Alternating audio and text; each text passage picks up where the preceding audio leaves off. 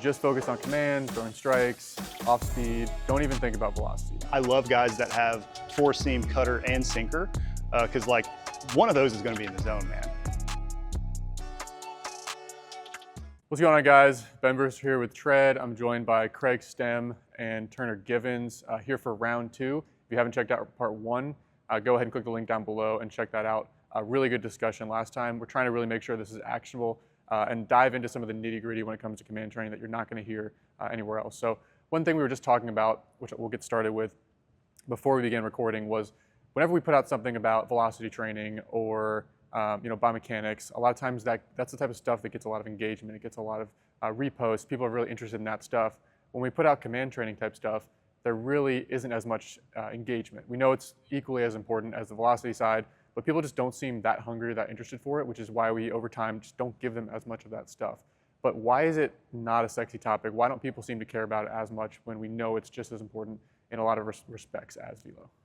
I think in social media, if you're someone who enjoys watching pitching videos and you see a video of somebody throwing hard, maybe you're a young pitcher yourself, see somebody throwing hard, you might want to watch that one a few different times because it's easy to see kind of why does this guy throw hard? Is he really big? Is he really strong? How does he move? You can kind of compare your mechanics to their mechanics and maybe take something away from that. But with command, that's harder to quantify. It's harder to see in someone's mechanics and take something and be actionable with it. So that's one of my theories. Also, it's just really cool to watch guys throw hard, I think. Yeah, command's boring. Yeah. I mean, everyone's looking for entertainment. So obviously the velocity videos are going to do, do numbers compared to command. But I would say, if we change things up, we play tic-tac-toe, stuff like that. I think that's a little bit more engaging and actually, can put that into place for command work. Yeah, it's one of those challenging topics to make ultra engaging for social media. It's similar to when we talk about mobility or we talk about the therapy, soft tissue. It's like those aren't ultra exciting, engaging topics, even though they're extremely important components of how we program for our athletes, how we get them results. It's not just go and rip balls into a net as hard as you can. Like, that might have a tiny, tiny sliver at the end of an on-ramp in the heart of an off-season. That might be one component of it, but people don't really seem to care about all these other aspects that go into it. And part of it is, well, when we put out a lot of that stuff, no one cares. No one seems to watch it or be engaged with it. We still put that stuff out just because it is important, and we do know there are certain people that are watching it that are going to get value out of it. But just interesting note. And then one thing I want to ask you guys is, when it comes to the velocity versus command debate, what would your response be to a coach who, kind of a traditionalist coach who says, just focus on command, throwing strikes, off speed, don't even think about velocity. Like, you'll grow into your velocity, just allow it to come naturally, allow your body to mature. Don't even think about the whole velo training thing. Command is the only thing that matters. They go to the totally other side of the spectrum. What's the response to those that old school philosophy? I think you're stifling, if you're telling a kid that, high school kids, I'm assuming, if you're telling a kid that really early, you're stifling their development. Velocity, like everything else, is something that must be developed, and the easiest way to go about it is to start training it, as soon as start training with intent so that your body knows how to kind of organize itself to do that. My dad always used to say to me, if you practice throwing slow, you're going to be very good at throwing slow, which as a pitcher is fairly useless. Yeah, I say why not do both? We talked about it in part one. You can do both at the same time and bring those together so that you see it in game action. So I don't understand why we can't try to train both. Yeah, we can separate those depending on the level of the athlete, the skill of that athlete, or what part of the season they're in. But I still think that both of those sides of training can be done at the same time. Right, it's not just throwing hard, throwing strikes. Like, our goal is to throw hard strikes, at least if you're looking at what Division I pitchers have to be able to do to get those opportunities, what a pro pitcher, you have to throw hard strikes at the end of the day. Prioritizing both is kind of tricky, but if you never practice throwing hard strikes, you're never going to be able to throw hard strikes. And then it creates this connection in people's minds. Like, when you see a guy that looks like he's trying to throw as hard as he can and he's wild, it's like you're overthrowing. Like, stay under control. It's like, really, that's just poor timing within the guy's mechanics, right? Improperly timed intent, something like that. And that's what it looks like when somebody has never practiced throwing hard. Of course, it's all over the place. If you have to do it in game, why are we not training those together right in the off season or in the preseason? Like, it doesn't make any sense to try to separate those. if that's the number one thing you have to do in game is throw hard to have success and command the ball to have success. Right, and there are two kind of extremes to that, right? There's the coaches that say only work on command. Everyone's got these super deliberate, robotic control deliveries, this head that doesn't move, the finishing in a fielding position, like very linear mechanics. They throw strikes, and the whole high school team throws 74 miles an hour, 78 miles an hour. And then there's the other extreme too, where it's purely velo factory stuff. It's just pull downs, and then boom, we're on the mound a couple weeks before the season starts, and we're just spraying balls everywhere. Like, there is kind of two extremes there, and it's being able to find that happy medium and blend the two together. I think that's the point we're trying to get across with a lot of this stuff. But which kind of brings me to the next point. We didn't get into the biomechanics as much in the last conversation, but we know that it's not purely a mental thing, right? Command is a complex blend of a ton of different variables. There's the biomechanical, the anatomy, the physiological side of it. Obviously, there's a mental, psychological, emotional side of it too. But diving into the biomechanical contributions, what are some of the most common mechanical flaws that you see that'll almost all the time have a direct impact on athletes' ability to command the baseball? For me, it's like the pushy back leg, the quad load guys. Those with that kind of mechanical flaw, you almost always see just really poor direction. That's something that I correct on guys almost immediately. You see guys that like to load onto the quad, get onto the toe, and kind of start to head this direction. Compensation, you almost always see them push out of that, which disrupts the sequencing of the entire motion. Like when you push right here, it makes it really hard to rotate. And then you also have a directional component to that as well, where if your eyes are looking at your target down here, you've thrown enough balls in your life, your brain kind of knows that's where I need to get open to. So if your body kind of feels itself going this way, it's going to compensate by violently trying to rip that and get that direction correct. And that compensation is not going to be the exact same every time. So you're going to end up with really inconsistent throws. And you can come up with different ones, different flaws that lead to those compensations that affect your command in almost every mechanic. That's just one example. Yeah, I try to go along those lines and kind of connect the things in the delivery. So either looking at the very end of the delivery, do they have an early torso? Do they have a late arm? Are they really forward with the torso? And then back chain that to see what they're doing at the beginning of the delivery. Because those things can kind of be separate at times, but a lot of instances you'll see guys with that jumpy back leg, they'll push their torso forward. Now they're open. Arm is either going to be super early or really late and kind of drag behind. So all those things can kind of connect together, which allows us to kind of identify where do we want to start with the delivery to influence the command. So towards the end of the throw, it's the timing of the torso, it's timing of the arm. Like those are two of the big things. But then tracing it back to more the start of the throw, direction, lower half direction, starting with the first move in the stride. Are we actually creating direction towards the target? This brings up a separate question, which is like, sometimes you do have a crossbody guy who can throw strikes, who is throwing hard, who isn't having any issues with that. How do you know when the direction is something that we need to address versus when it's something that's kind of innate to how that guy throws? He's been having success with that pattern. You can always look at the way the throw is unloading. If it looks clean and natural and sequenced very well, you also can take into consideration certain things about their anatomy that we found during the movement screen, like how much IR in their hips they have, much ER. If somebody's across the body and they're still able to throw strikes, I like to just take a look at, is that delivery taking away from the velo? Is it taking away from any pitch shapes? Are they going to have trouble repeating that over long outings because maybe they don't have enough iron in their hips? If it gets a little tight, that messes things up. All these different factors come into play that can make the rest of the throw a little bit off. So if the command is there, but I might not take away a crossbody stride, but if it's affecting other things negatively, that's when I would look at it. I guess one thing to clarify for people who aren't as familiar with, you're talking about IR, maybe they're not exactly what that means or why that would make sense. Like, you're basically talking about if a guy's very directional, they're landing on straight on target, and they rotate the hips through, like you only need a certain amount of hip internal rotation to get to this part. If you're now very crossbody, to be able to get your belt buckle facing the target, now you need to be able to get substantially more into that front hip. So you're in substantially more hip internal rotation. A lot of guys just don't have that range, right? You give them a hip internal test and they get stuck right here versus the guy that has, this much range. So like somebody like me with a lot of IR, like I will always kind of prefer to land a little bit more closed to get to that stable point at ball release, like I could get away with being a little bit crossbody. Yeah.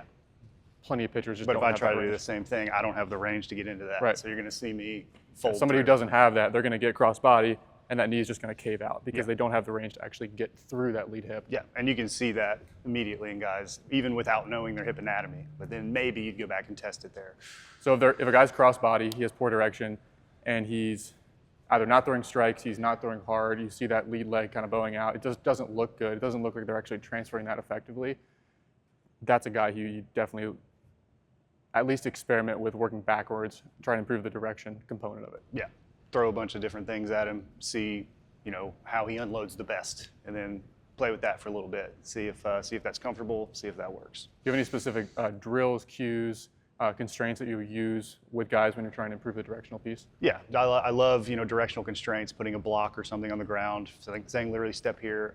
The rubber mounds we have out there has the mat has a split right in the middle, so there's a line right down the middle. I use that line all the time, just telling guys, hey, try to land over here, try to land over here.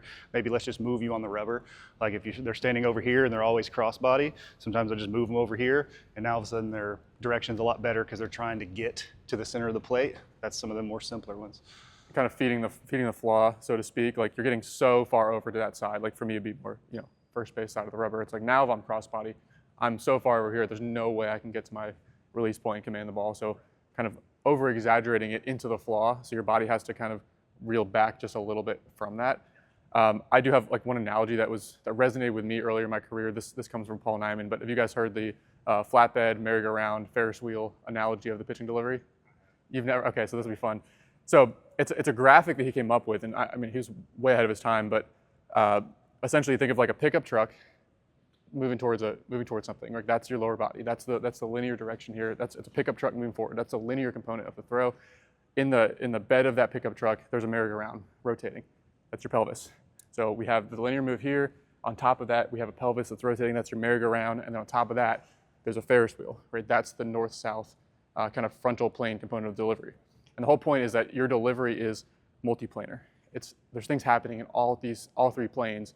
And if you think of the delivery as there's a linear component, there's a rotational component, and then the upper half is obviously rotation, but there's also kind of a north-south frontal plane component. Again, more for north-south guys, less for east-west guys.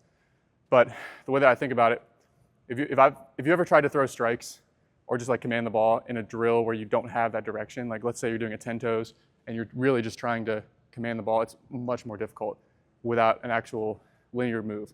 Suddenly you just add the linear component to it, you have much more direction behind everything, way easier to throw the ball in that lane where you want it. And so again, I think about like, if I'm just on a merry-go-round and I have to release the ball at the perfect time, what are the odds that I actually get the ball where it goes?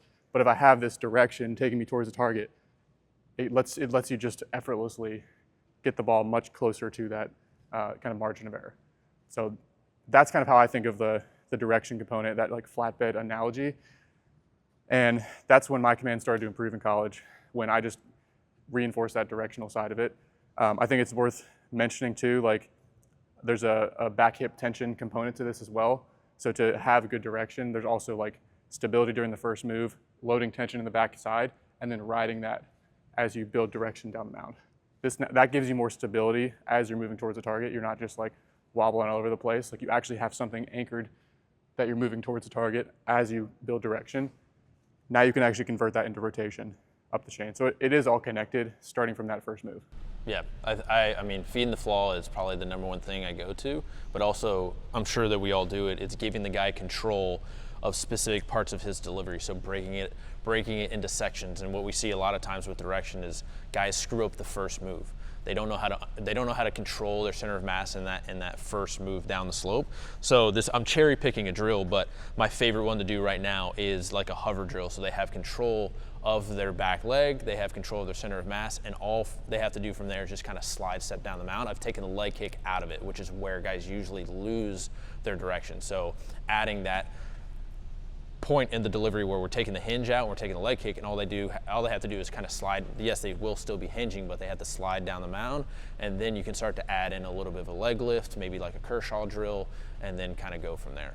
How do you factor this in with this idea of the drift? Because the drift is obviously like a component you'll see in hard throwers, but when you start to incorporate a ton of tempo, a very aggressive forward move, a lot of times things just like kind of fall apart right away. How do you prioritize working that in? When would you work in an aggressive forward move, or do you kind of start with slowing it down, controlling the center of mass, finding that stable back leg point, and then once they can do that, and that kind of final step, is that when you add in the drift, or how do you layer that piece in? I say I'd probably start with controlling their center of mass first, and then what I've done is I built out like that Yamamoto progression like last year, the year before that, so they can still add in momentum without the leg lift. So now they're taking the leg lift out of it, and then slowly, once they have control or they've mastered that move, then they can go into full leg lift, and then from there try to make it as dynamic as possible with like a drop step, so they have momentum going down the slope. It is super dynamic, so it's not necessarily going to be perfect for the drift, but it feeds the flaw of guys that tend to lose their center of mass forward towards the target. They have to stay stacked over the backside and keep everything working in a linear direction with the lower half. Are you a fan of like the Luke Weaver adjustment where he kind of like got rid of the leg lift, just simplified things? Like, is that something you've experimented with certain guys, like actually in game, just like scrap the full leg lift, scrap the wind up, like just try to keep it as simple as possible? Yeah, I have. Seth Edgerton is a guy that throws way harder out of a slide step than a leg lift. And I mean, I know what the flaw is. He knows what the flaw is with his leg lift. Basically, he loses all of the good positions that he kind of presets in his set with his leg lift when he comes out of it. So when he wants to throw harder, he just slide steps. And that's, for me, kind of going off of some of the stuff Turner said, I agree with everything you said. I love the Yamamoto progression. I use it all the time. For me, it's like finding, as far as getting guys back to the drift, finding kind of what their ideal drive position is. You can we'll do a lot of stuff in the very beginning, figuring out, should you be a vertical shin guy? Should you be an early IR guy? And, kind of figure out what position you need to be in when you get into the drive phase. And then get them to get to that position all the time, like load into that position, and then I'll add in some forward momentum like a Yamamoto. Right. So, if somebody needs to be vertical shin, then I'm going to really promote the hinge. And then when it's a Yamamoto, it's like, all right, now you're going to have a ton of forward momentum, and you have to get to that position quickly and just get out of it quickly. So then now they have an idea of like what position they need to get to and what position they need to create while still moving forward. Using the forward momentum as a progression once they've understood how to create that kind of stable back leg position. And so for you, like troubleshooting, like what is the ideal like back hip kind of angle to ride down the mound? Is that more because you're looking for what is the most stable position for that specific guy? Yes. And knowing that that's going to be kind of unique to their anatomy, their physiology. Once you find that, now we know the position that's most stable for them. Like for me, right, it's a little bit more like into the heel, into the glute, into the hinge. Quite an IR dominant kind of coil position. Like that was the position that I felt most stable in, and I could throw the hardest out of. If I was upright here, vertical shin, like on the outside of that foot, like I was down 3-4 miles an hour every time. But not even that, like command was just in the gutter, of course. So they'll kind of go hand in hand. Best, like if you're not in an ideal drive position for your anatomy, if you're not finding some tension, there's absolutely no way you're going to sequence the throw correctly. So then you're relying on compensations. So finding it really goes back to the last conversation we had about the direction of everything. Like if you are setting up a really stable back leg and finding some tension, then your linear move is going to be really good. And if your linear move is really good, then your unload is going to be great.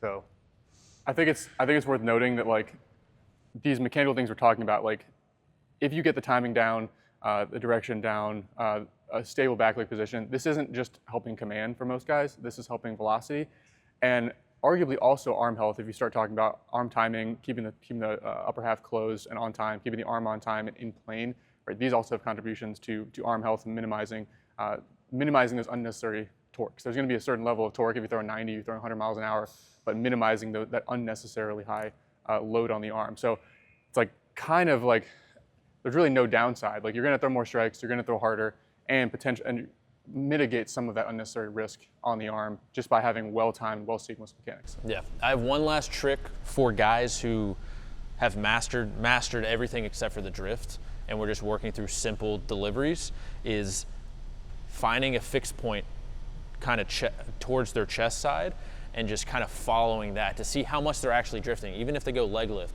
just trying to see how far they actually get past that fixed point so they understand what is too much, what is too little, and that gives them, like if you're looking at if you're not looking at a fixed point while you're drifting, it's going to seem like everything's moving at the same time.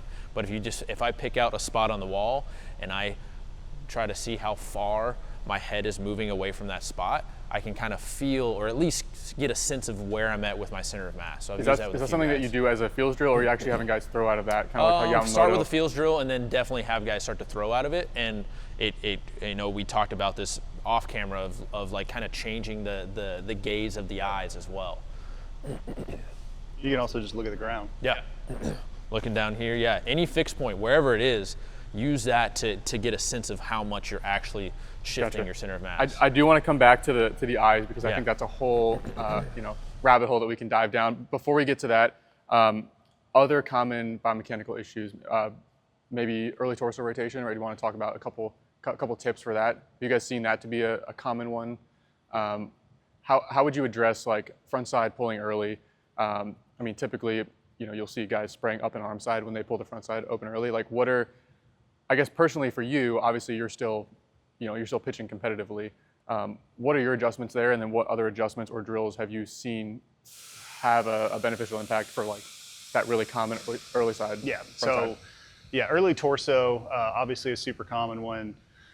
It's a complex one because there are a lot of different reasons that the torso would go early, but there is a reason. So you kind of have to figure out what the root cause of that is.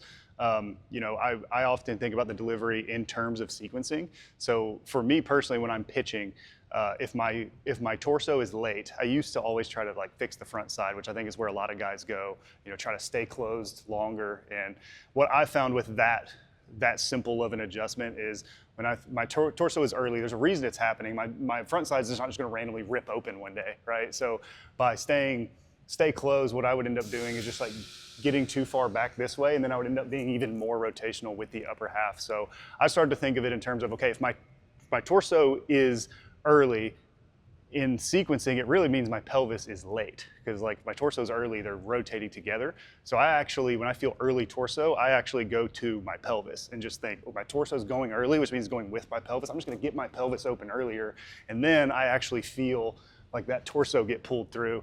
And once I get that feel, I'm good. Now, some of the guys I coach, a little bit less experienced than me, we have to get a little bit more simple with it. But I tend to, unless I think their lower half is really, really good, that's typically where I start. It's like your torso is early because it's trying to pull your pelvis through. So just get the pelvis open, whether that's just step at a lefty, something really simple like that. And I've found that really helps guys feel that torso get pulled through by the pelvis. Linking this to the motion capture, like a lot of times what we'll see is when you look at the kinematic sequence, right, we're basically able to measure how fast the pelvis is rotating, how fast the torso is rotating, and how fast the arm is ultimately moving. And ideally what you want to have is these like steps where you're gaining a certain amount of rotational velocity each step. When guys have really poor pelvic rotational velocity, like this just isn't, like hips are just not snapping through, that's when you see the trunk take over, right? If they're just kind of like, for whatever reason, just they're not able to get the hips rotating and through, what happens? Well, you still have to rotate somehow. So what happens? Well, trunk takes over, and you see like torso rotational velocities usually are in range, pelvis is below range. And so those guys, the upper half just ends up being way too active, yanking them open. Yeah, you'll see that with guys that counter rotate too aggressively too, is like they're almost maxing out the range they have in the spine, in the obliques, and with the pelvis. So that first move, if I'm all the way back here and my pelvis has to rotate, it's already starting to pull my torso open. So it kind of feeds into that of, yeah, my pelvis is late, but is it because is my pelvis making everything late, or am I counter rotating so much that it's causing everything else to be delayed? Yep. And then you have your arm kind of in this down flat position as your torso is beginning to rotate, and that's when you start to see a lot of stress on the arm. Well, so that's the other kind of next one I wanted to touch on, which is arm timing, right? Like obviously if the arm's particularly like not in plane, that's one consideration. Like low elbow, right? You're not doing your arm any favors from a health standpoint, but also from a velocity standpoint. Like if this is our rotational plane and our arm is down here, like it's not in that plane, we're just not going to be able to transfer as much of that kinetic energy to the arm as we'd want. But also from a command standpoint, it's just a less repeatable position to throw strikes from if we're either way low or way high and we're not in plane, but also the timing component. So how do you guys address either the timing component, arm is way down, just not in a position to actually transition to layback on time or way above or below plane? Yeah. If it's a timing issue, you just kind of try to figure out, how do I buy this arm more time? That's kind of the way that I go about it. Like one mechanic that I've always noticed a lot of hard throwers is the rotating down into landing. If you see a guy whose front foot kind of gets open and then is immediately on the ground, you also typically see their arm is going to be flat at that time. They just don't have time to get it up when they're just like scooting into landing versus rotating down into landing. And then, so I've had success with just telling guys to create a little bit of space, like don't get so downhill with this front leg, kind of like open with a little bit of space underneath it. And like this landing versus this landing, the arm goes from here to now you have a couple extra milliseconds to kind of get this to float into landing, and the arm just kind of gets up and on plane. I've had a lot of success with that one with guys, like just kind of understanding the timing in the delivery. If my arm is flat at landing, I mean, yeah, you can say like, hey, just get your arm up quicker, but that's really tough for guys, right? But if you just buy that arm a couple extra milliseconds on its own, whether that is increasing stride length, getting a little bit of space underneath, breaking the hand sooner, something like that, but just trying little timing cues that buy your arm more time. Think of it as buying your arm more time rather than speed my arm up, Yeah, I go with isolating the torso in drills and catch play, challenging that gives them awareness of what they're doing. So it goes back to kind of the timing of the torso, but also we can split things up in the throw, whether that's abbreviated arm action so they can get a sense of where they need to be pulling from, or add in, figure eights, any type of athletic like partner toss, but taking the lower half out of it and allowing them just to work with the torso. So like 2 knees down, 1 knee down. You can even do it out of a lasso. Yes, the lower half is slightly involved, but I can kind of change the orientation of my pelvis and my back foot. So now our main focus is just the upper half. So I like to go to that, see how they respond, and then try to blend that and slowly add the lower half in from there. The challenge that I find with that is that the moment they get back into something full delivery, if the timing is not dialed in, like you just said, doesn't matter what we just did with the upper half, we have to make sure that it blends well or transitions into what we're doing with the lower half. Yeah, the upper half stuff he's talking about is exactly where I would start too. I should have mentioned, but I kind of look at that as like, putting guys in a lasso at 10 toes or whatever, where they're actually getting on plane and just rotating the torso. I look at that as like, hey, let's show you what it feels like to throw correctly, to throw on plane. And then we put these little pieces into delivery that correct the timing so that in their actual delivery, their arm is in that spot. And then when they feel it, they're like, oh yeah, that was it. You'll see guys throw, some guys will throw harder or have better command out of some of those constraints where the lower half is less involved, just because the timing of the torso and the arm is like super dialed in. Right, so those constraint drills give you a sense of kind of what's the endpoint I'm ultimately going after. What's that feeling of like when my arm is actually up in plane, syncs up, right? It's, for me, I hadn't felt that feeling of like arm on time, everything timed up, and like that big stretch through the chest where I just feel like I have so long to stay on the ball and just really like, pull into ball release. If I just like felt that earlier in my career, then as I was going through lower half drills, long toss, like I kind of know like what I'm trying to ultimately get to, where the arm is like back here and that feeling of pulling. Just putting somebody in a constraint where it's, you almost can't mess it up, right? Like start the arm in plane, load, unload, fire with good sequencing, like the arm is left behind. Okay, now I know what that actually feels like. Now I can get a lot more out of these other drills because I kind of know if I'm doing it right. I know for you, you have like a pendulum drill that you'll sometimes do where you're kind of going through your delivery, but you're already starting with the arm up here. Can you talk through like why that might help with the timing component of it? Yeah, so for me, I have long, loose arm action. I throw my hardest when I feel extremely relaxed, so I love the pendulum drill, just kind of letting your arm die. And then the way that I think about this is from a timing component. Like I want my arm to be as relaxed as possible. I want to get it up with turning on as little muscle tension as humanly possible. So I'm going to use the momentum of this downswing to let it swing down, and then I'm just trying to kind of feel my mechanics through that. And then the goal is to get to the arm up, flipped up 90 degrees with the humerus right in line with the shoulders, right when that front foot hits the ground. So I love to just kind of relax, feel that, nail that timing, and then take that into a throw from there. And it's some of the best feeling throws I ever make is out of a pendulum, because it's just so relaxed. And if you just kind of wait for your arm to get in line and then just rotate, it comes out really hard, and I feel literally nothing on my arm.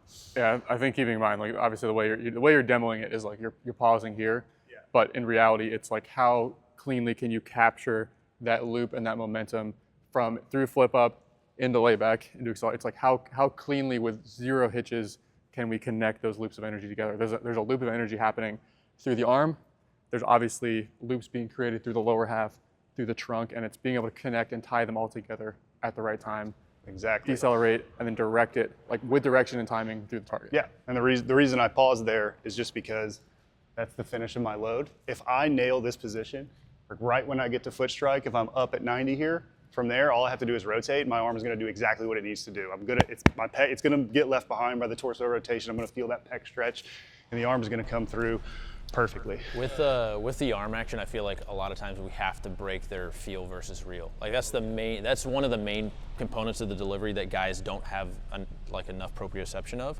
Maybe it's just because it's pretty distal from the middle of the body. So we have to get them to understand what is actually right versus, okay, yeah, I feel like I'm flipped up, and then you send them a video and their arm is still down. So trying to challenge that feel versus real is huge, because I don't think guys really understand or have a feeling of what the arm is doing. They just sense that it's up, but in reality it's either down, it's low, it's late, whatever you want to. Yeah, not enough video feedback from most guys on that one. Like they need to watch their own video and see where their arm is. Is it actually where you think it is? That's the easiest thing to look at for guys. I would say a lot of times is, hey, what do you think about this? The simple answer is, well, tell me if the arm's on time or not. And they can look at it, and if they know, that's one of the biggest things I think guys know about is like, my hand's got to be up at flip up. That's the most they can go after right there. So, and just from a like what the acceptable bandwidths that you tend to see, right? When we say early torso, like what are we talking about? Like we're talking about 45 degrees, like somewhere in here. This would be early torso. Like this is not early torso. Even this is arguably not early torso. It's like when you're substantially already rotated early, you're like in that 50, 45 degree range. Certainly guys who are like 30 degrees, like that's a big issue. And then from the arm timing standpoint, it's like you don't have to be, boom, right at 90 degrees of external, and you don't have to be like perfectly at 90 degrees in terms of in plane, the shoulder abduction angle. Like there's a little bit of wiggle room in these angles. Like 75 to 80 degrees down here, acceptable. 45 to 90, potentially acceptable. It's not like we have to mold every guy into the exact same box. Like if you're not perfectly in these exact positions, like it's wrong. Like we're not sitting here changing every single person, every single angle, but there are acceptable bandwidths that we'll see in 95 plus mile an hour throwers who also throw strikes. Yeah, I feel like we're looking at the extremes of those three that you just mentioned, or a combination of all three. So like a guy who's super low, we need to talk about that a little bit, or a guy that is maybe a little low, a little late, and a little outside 90, we know that that's not super efficient there. So we talked about some of these mechanical contributions, right? Early torso, poor direction, arm timing, getting the arm in plane. What are some anatomical contributions? Mobility, strength, just a guy's anatomy, like the physical limitations that can sometimes be totally ignored by, especially if you're not a strength coach or you don't have kind of training through using movement assessments. What are some of the most common limitations that you'll see in a guy's body that, hey, it's not just like a mechanical thing, like there's actually a constraint in their body that you need to address first before you can just solve those positions? Yeah, there's a bunch, right? Maybe let's talk early torso to start. Anatomical limitations that could affect early torso. I mean, you can always look at guys' shoulder anatomy and kind of the way they flip. Like guys that have a ton of range in ER typically like to kind of flip the arm up a little bit deeper. And a lot of times you see guys that just simply don't have that range. They don't have a ton of shoulder ER. Guys that don't have a ton of shoulder ER, you usually see them get the arm behind them and kind of hike the elbow a little bit.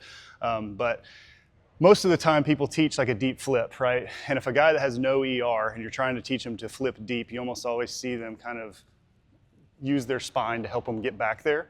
And obviously that throw is going to be horrendous from there on out. But it all starts with that literal first move of just right there.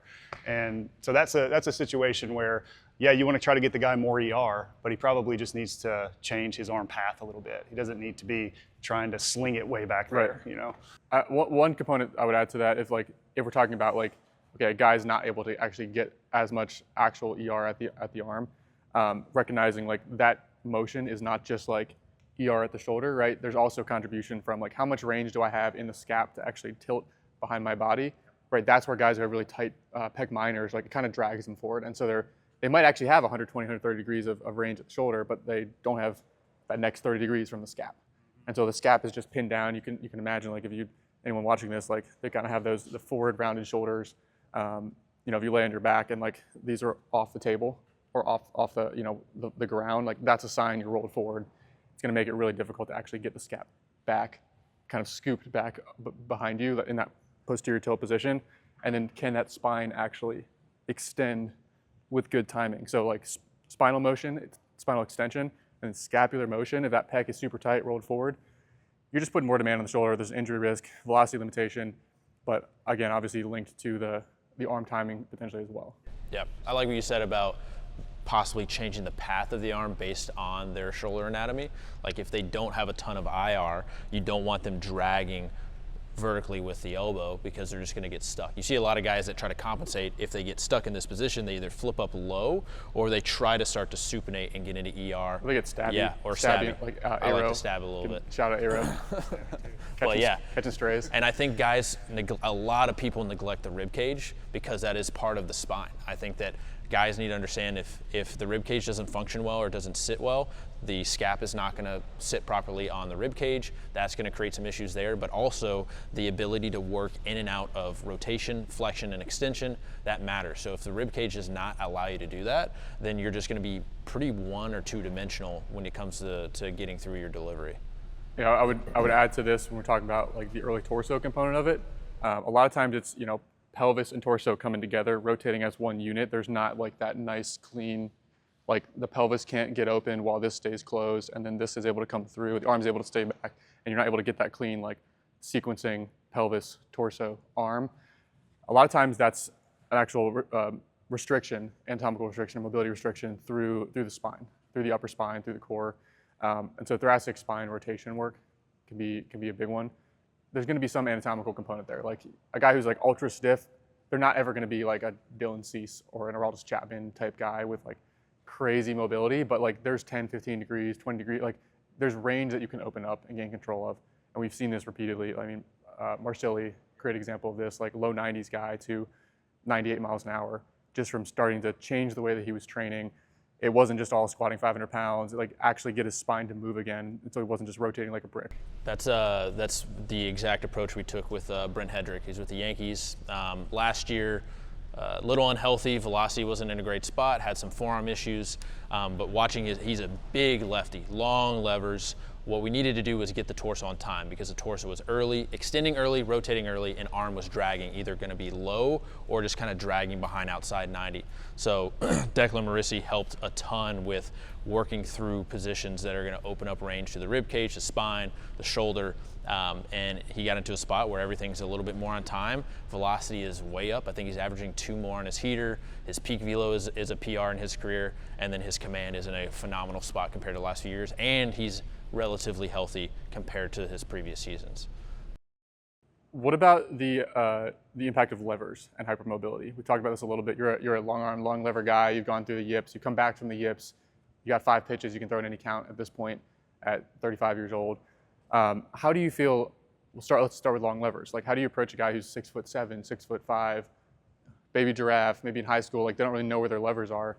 And how have you seen that relate to maybe the shorter, more compact pitchers in terms of the ability to just control their body and command, and like how fast the command comes? Yeah, the taller you are, the longer your levers, the more complicated timing gets, is the simplest way to put it.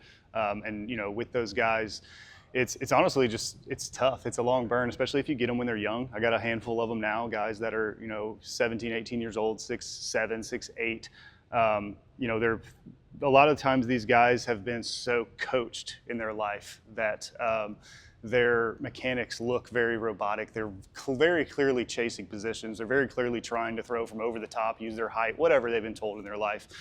So for them, I've had the most success with just like trying to get them to be athletic, and putting them, literally just catching ground balls. I love drills where like they don't have time to think about it, like a Bauer drill where you just kind of like put your foot on the ground and just try to rip it. And then when they're doing that type of thing, I will kind of watch how they throw. out of those because they're not trying to have a super long arm action. They're not chasing a certain position. They're just throwing. And see how they do that, because they'll end up being more on time with that than they are from their deliveries. And whatever position they get to with the arm, whether it's back here, up here, wherever it is, if it looks good and it's on time and it's on plane, then we'll try to come up with some sort of arm action that gets them there. And a lot of times it ends up being some sort of pendulum variation, which we've already talked about. And it's just athleticism and feel for me. Yeah, I have a two-way guy at a D2, tall righty, long levers, left-handed swing, but his swing is kind of short, compact, two-handed finish. So in his throw, he's trying to get long extension, get over the top. He plays first occasionally, so I put him in athletic drills when he was in here. And when he is shorter with the arm action, a little bit constrained with his time, it looks so much better. But when he tries to lengthen everything out, it just doesn't work for him. So we just kind of broke it back down to what he does in his swing. Now those are opposite sides of rotation, but he likes to feel short and compact. And I was like, hey, why don't we just try to be a little bit shorter with the arm action and not worry about trying to create all this length and all this height with our tilt. Let's just stay in plane and rotate from there. And yeah, 2 knees down, 1 knee down, catcher pops, athletic throwing, all of that looks phenomenal. But when I try to give him time to get length, he ruins everything with the arm and with the timing. So how do you know whether shortening somebody's arm action is the move to improve their timing, or that's just kind of screw them up? Because like you kind of see both out there, where it's like guys are consciously they're thinking about shortening everything and they're just straight to their ear catcher throws, and then you have guys where maybe it just happens more organically, like through different constraints, through ball weights, through just whatever you're throwing at them, whether it's ground balls, whether it's like 2-knee type stuff, like they organically find that more kind of compact, happy medium. Like, how do you know whether that's the right move? Because there was a whole craze for a couple of years there where everybody was like, Giolito's doing it, I got to do it. Before people just like rush to go shorten their arm action, what are the risks you should be aware of, and how do you know whether that's worthwhile to attack? I did it in my career after Robbie Ray won his Cy Young after shortening his arm action. I spent an entire off season trying to shorten myself up, and I actually did like the way that it felt, and was able to throw just as hard, maybe a tick harder out of the shorter arm action. But what I ran into was I had no command, and it changed the shapes of every single one of my pitches. So, the unloading of everything changed completely, and the timing within that was really difficult for me to repeat. But, at that point, I was 28, 29 years old, had been pitching a specific way for a very long time. So I think at that point, it's a little bit too late to change. For younger guys, should you stay long, should you stay short? I always kind of look at the throw as, there's 2 ways to throw the ball harder than you're currently throwing it. You can either, and this is an oversimplification before I even say it, but you can either apply more force to the ball or increase the amount of time that you can apply force to the ball. So for taller guys, I always try to see if it's really going to be really easy for them to increase the amount of time they can apply force by flipping a little bit deeper, getting more on plane, whatever it is. So from the very beginning, if I give somebody a pendulum drill, that's a very long arm action, super relaxed. If that's really easy for them, they just get back here and they flip right up. Sweet, you're probably going to be a guy that can thrive with a long arm action. So we'll start to try to train that. But if I give them that one and they get back here and they get stuck and they flip under, maybe we need to really think about a different way to get into the scap. Yeah, some guys have a lot of range back there. This gets into like the hypermobility piece of it. Jamison Tyone is a guy that we've worked with for several years now, and he had a tendency in the past to get kind of lost behind his body because he's so hypermobile. He get so far back there that he kind of like lose feel of where his arm was. Now he experimented with like really shortening it a couple of years back, and we kind of found a happy medium there where we weren't overthinking about what his arm length, just kind of like settling into a sweet spot for him that synced up with his lower body. But that was kind of the issue with him being so mobile, is like he would just get so deep behind his body, like no real tension back here, kind of like lost proprioception of where his arm was, and his command has taken a big jump forward over the past 4 or 5 plus years.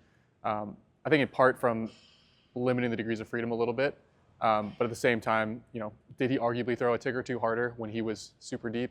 Yes. So there is a happy medium, and it's not like this perfect like cure-all for everybody, just shortening your arm path. Let's switch gears. I want to talk about the eyes.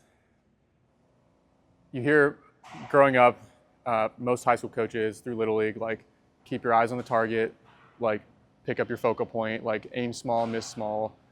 That's how I tried to pitch for, the first half of my career.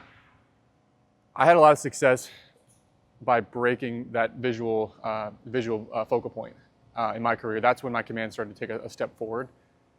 What are your guys' experience with the eyes? Should we be picking up the target and just fine focusing the entire time, holding it through set, holding it through our entire delivery? Should we be breaking that focus? What are the options there, and what have you guys seen to work really well? What I personally do is at leg lift, I pick up my target, I come set, I'm staring at my target, and as soon as I lift my leg and I get moving towards the plate, I always disengage my eyes and look down at the ground, or sometimes I even close my eyes. I'm not super conscious of this happening. I've just seen videos of me literally closing my eyes as I'm going down the mound. For me, I think about that as, when my eyes look at the target, that's telling my brain that's where I need to go. I mentioned this earlier, that's where I need to get open to, right? So that is, for me, that's where I need to drift, and that's where I need to get open to. If I am staring at it, I feel like I have a little bit less of an idea of of the direction that I'm moving. It's kind of easy to just stand here and just move in a straight line. But if I'm looking over here, I can even right now, I kind of am not sure if I'm not sure if I'm moving. I'm like really biased this way because I want to rotate, right? Because that's what I'm already thinking about it. But if I am not looking over there while I'm drifting, it's kind of like as soon as I pick my eyes up, now I'm going to rotate. And I don't know, that's not a conscious thought. That's just like watching videos of myself pitching, that's what's happening. I'm not looking, and then as soon as I pick my eyes up, I kind of rotate and go. I personally have had the exact same experience where when I bring my eyes up, I want to rotate here. Eyes down almost lets me delay the upper half a little bit longer. Helps you from the drift standpoint, eyes to the knee, that's one, or eyes down as you move forward. It almost, for whatever reason, helps you find that stability as you get through that first move, and delay the arms, delay the upper half coming in by having something else. By the time you actually pick up the target, you've already moved forward. Plenty of examples of this. So now I had plenty of coaches telling me don't do that, go back to picking up the target, because I didn't have pinpoint command. So I would walk 2 batters and out, and it's well, you need to pick up the target now. But you had that command before, right? What much worse command before. Plenty of guys, Yamamoto is obviously an exaggerated example of this, where he's fully looking kind of sideways. Kimbrel, Wheeler, Sasaki, you can go down the list of tons of guys who did this, who still had very, very good command. I don't know what the exact percentages are, but it's a high enough percentage that it's something I've been thinking about for a long time. Turner, what's your take on the eyes, and do you actually coach that? Do you coach guys to look down, or do you kind of just allow them to do what comes naturally? I don't always coach it. It's definitely kind of a unique situation where you have to dive into that. I'm on board with exactly what y'all said, right? Picking up the target early as you come set. Now, if I have it dialed in, my peripherals tell me that's where I'm going. I'm going that way. And I always felt if I try to pick up the target as I'm moving down the mound, I'm going to open up. It's just going to pull me open. So with a lot of guys, it's just finding that point that kind of resets everything. If they know what direction they're going, that's fine. If they feel like looking down causes them to lose sight of where they need their momentum to go, then maybe I'll have them kind of pick up the target before they actually get going. But no, I think we're all on the same page with that specific idea. So if we're looking away from the target, the opposing camp would say, well, how do you know where you're throwing the ball? Have you broke the focal point? So take me through the strategy. When you're coming set, right, are you visualizing the focal point right here, breaking for a second, and then zeroing right back in on the focal point as soon as you pick it up again? Not really, honestly. In the first part of this, I talked about kind of my preset routine. I know it's a lot different than a lot of other guys, but I tend to think about what direction I'm going to drift depending on the pitch type and the location. If I'm I throw a sinker with a ton of horizontal break. So if I'm throwing a sinker to my glove side, I need to get myself open, really open towards the lefty, because I'm going to start it over there and it's going to come back. So depending on the pitch call, I'm going to kind of get an idea of my direction. And then with my eyes, I'm going to look where I want to start my drift.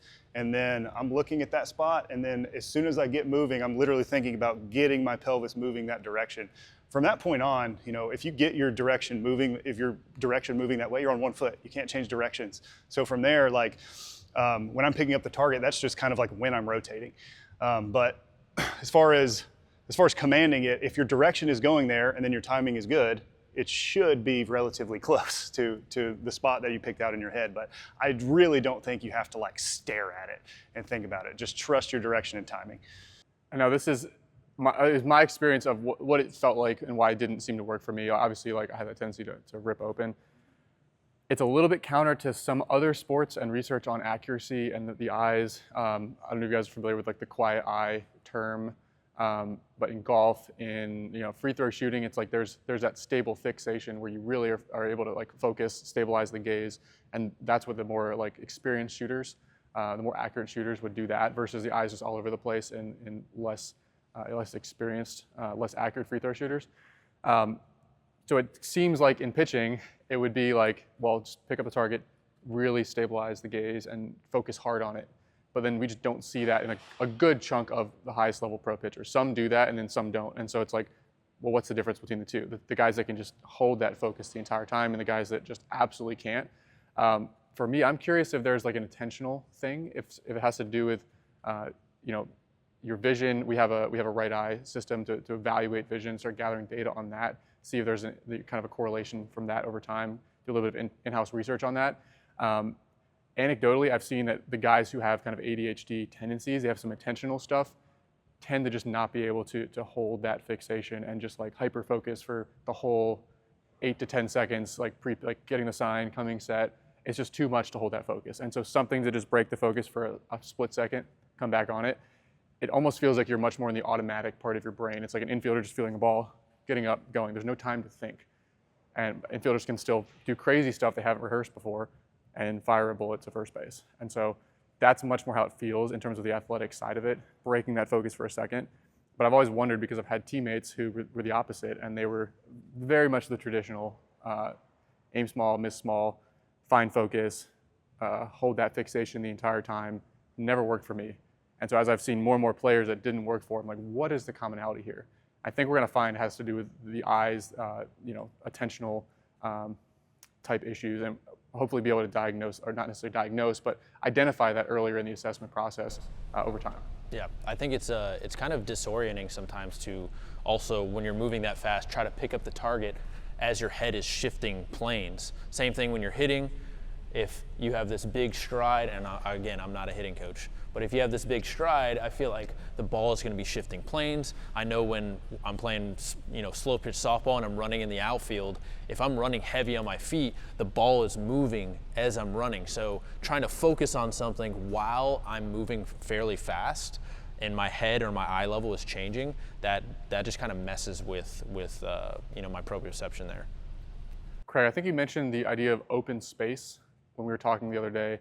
Could you explain that? I know you were talking kind of in reference to a hitter in the box and kind of where to start your pitches when there's a hitter versus no hitter. When I think of open space, I also think of like throwing in a kind of closed bullpen versus throwing on a game mound where there's 20 feet of space behind the catcher to the backstop. But talk about this idea of like open space and how that seems to impact a guy's ability to command the ball. Yeah, it's kind of a funky thing. I've had trouble commanding the ball on fields where there's like 100 feet of space behind the catcher, and it kind of feels like he's really, really far away. And I don't really know like what the psychological reasoning for that is, but it's something about just the way that it looks. It feels like it's far away, and it kind of like changes the way that you move through your delivery, because it's like the problem that you're trying to solve is like, how do I throw the ball further? But even though it's not Correct. further away, so it's like you just have to be. It feels further away though when you have the 60 feet 6 inches, and then you have another 20, 30, 40 feet, whatever it is, behind the catcher, versus in a bullpen. Like right here, it's we have an extra 2 feet behind where the catcher is, so it feels like you're in this more constrained. Yeah. So I just try to be mindful of like, that's not real. It's 60 feet 6 inches. And that's where I kind of take away any of the visual and just really try to feel what I'm doing. One of the biggest things about disengaging the eyes is like, it's just a feel. It's just feeling the drift, feeling. I don't need to get further down the mound to throw this ball further, because it's not further away, even though it feels that way. Yeah. What about the hitter? Like talk about like a stand-in hitter, or how that changes the intent, the focal point. particularly off-speed pitches. A lot of guys don't even ever throw bullpens with stand-in hitters, dummy hitters. They just throw easy bullpens and then expect to, first game of the season or first inter-squad preseason, like it's going to be there. It's a weird one, right? Because, I think we can all try to tell ourselves in our head that like when a righty steps in the box and I want to throw inside, it's almost kind of this anxiety about there's a block right there where the hitter is, where it's like, okay, well, I can't make the ball go there. So it's going to kind of bias me towards always trying to be over here, which is when you make huge mistakes and throw the pitch right down the middle and give up a bomb, right? So it becomes more of for me, it's like a soft focus thing. Like when the hitter is there, my focus, I don't stare on the inside corner of the plate where the catcher is and think I need to put it right there. It's just almost like creating a blur everywhere. And then the pole right there on like a 9 pocket, there's a 9 pocket back there. I realize it's not in the camera, but there's a pole right there on the inside corner. And for me, I think about that as just direction and timing. If I can't miss over here, I don't want to hit the guy. I'm very pragmatic about it. Very just the only way I'll hit him is if my arm's late. So just make sure your arm's on time. And it's just a confidence. And I still hit guys sometimes, but at least I'm not scared that I'm going to hit them before I do it. Yeah.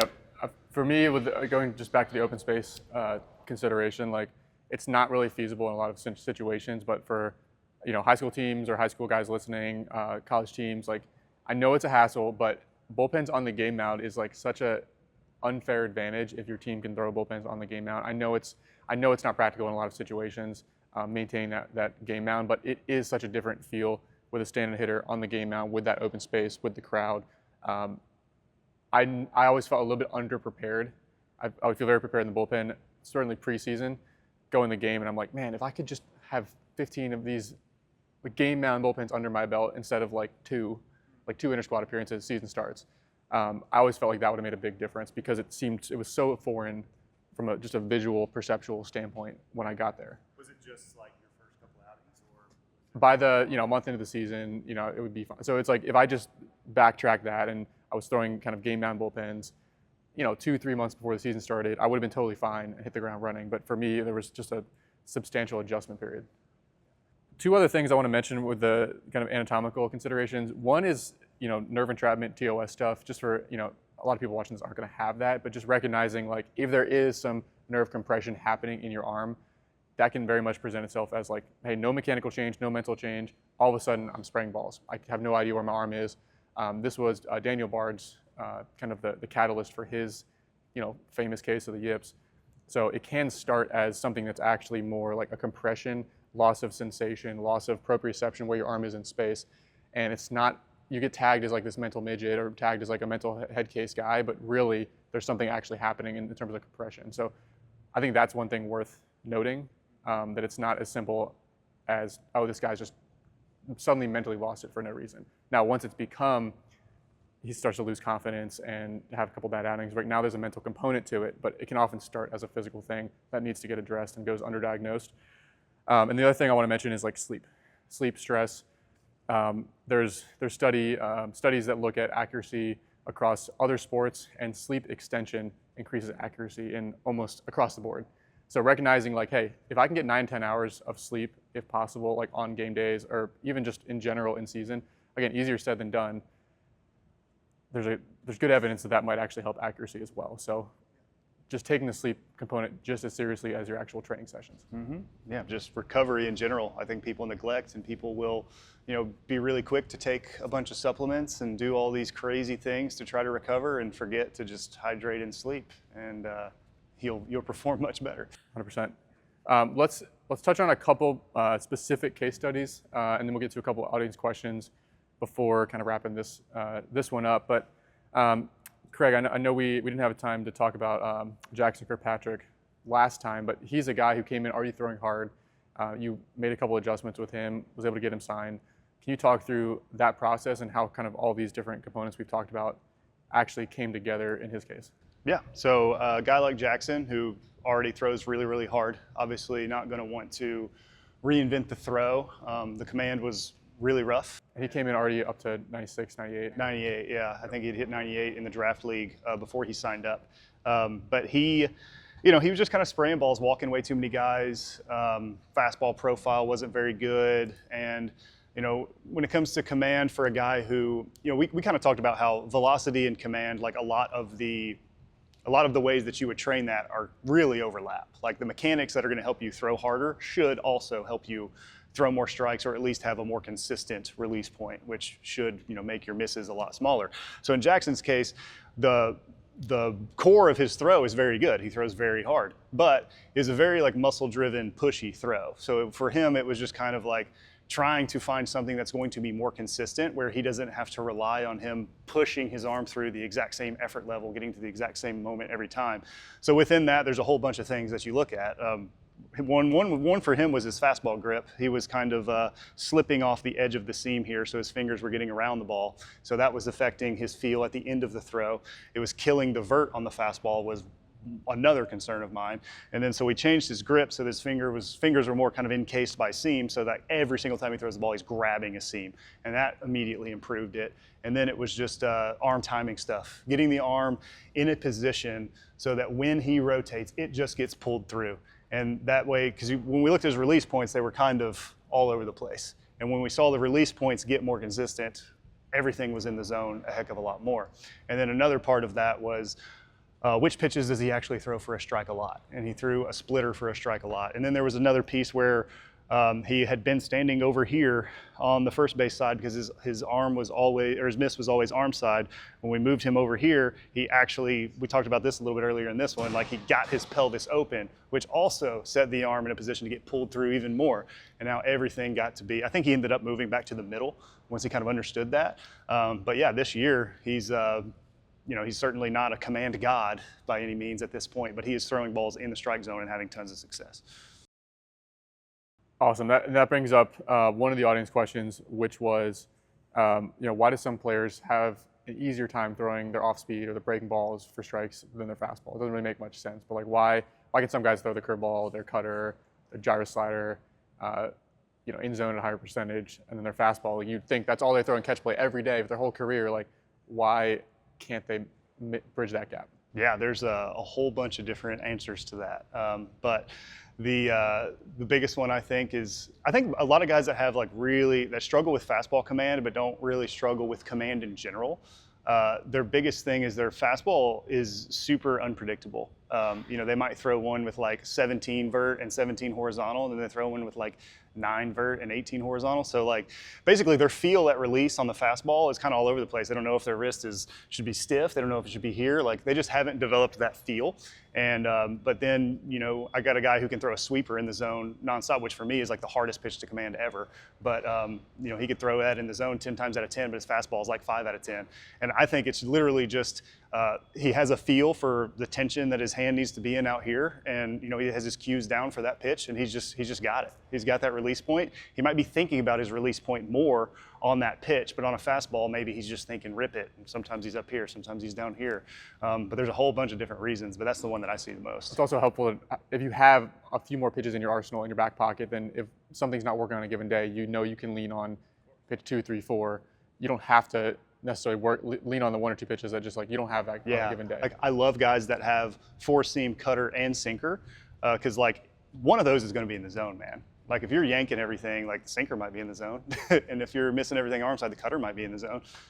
I think the effort level is a big piece of that too. Guys who either are overthrowing the heater or just trying to put more effort into it than they would with the breaking ball. Maybe they cruise at 90% with their off speed and it's dialed in, but with the heater they feel like they have to put in 105%, when if they were to go 90%, it would be just as efficient, and the velo on that heater might be the exact same but better command. So I think guys do have the tendency to maybe bring their perceived effort down just a little bit when it comes to breaking balls. They might still feel like they're ripping it, but they're not at that just full out 110% effort like a lot of guys do with their heater. That actually bridges perfectly into the next question, which is how do we throw at game intensity without overthrowing? How do we find that sweet spot of, hey, some guys actually throw harder when they're thinking 90%. It doesn't have to be full velo day, grunting, 110% effort.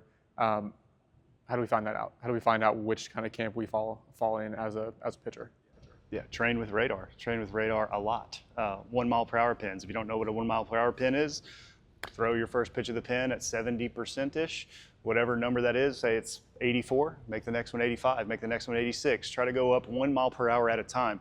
What you'll find when you throw that type of bullpen is there's going to be some point in that progression where you plateau or you go down. So let's say you work yourself up to 91, and now it's time to hit 92 on the next one. So you add a little bit more effort. It's 91. You go, okay, a little bit more effort. The next one's 89. All right, that's your threshold where your mechanics and your effort are not meeting and you're not able to sequence anymore. So if you work at that intensity, like right on that threshold, and just continue to try to throw those 91s over and over again, and without adding effort, but thinking about maybe some sequencing or whatever mechanical thing you've been working on, see if you just randomly hit that 92 and then try to work there. And you'll find that you'll understand better how to like continue to go. The 1 mile an hour pins are huge. I love those because guys can actually figure out if adding a perceived 1% or 5% changes anything for them. But on top of that, yeah, the timing of intent is huge as well. I think before I started working here, one of the biggest posts that I read of yours was the Mozart Metallica. Like, figure out, is late intent good for you, or are you a guy that just can just let it eat from the start of your delivery? Yeah, I think it's understanding where to apply intent. It doesn't have to be 100% from the upper half. And some guys have to think like most of that intensity and that effort is actually coming from the lower half, and the upper half is just coming through. Other guys, like, if they start thinking excessive effort from the lower half, they just extend and they just start like pushing out of the lower half. And so they need to think kind of floating in and out of positions from the lower half.